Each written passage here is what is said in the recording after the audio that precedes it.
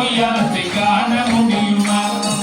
கைவல்யம் என்றாலும் இத்தனையின் சுவை எடுத்து வழியுமா பாடியிலே ஐயன் பஞ்சோடி பாடியிலே ஐயன் பஞ்சோடி பாடியிலே ஐயன் பஞ்சோடி ஆடியும் கோலத்தை மனம் என்னது கைபோல அடங்காத இன்பம் எல்லை மீறி தம்பொண்டாது நந்த மனையிலே ஆனந்த ஹரிதனாய் நந்த நடை வண்டியை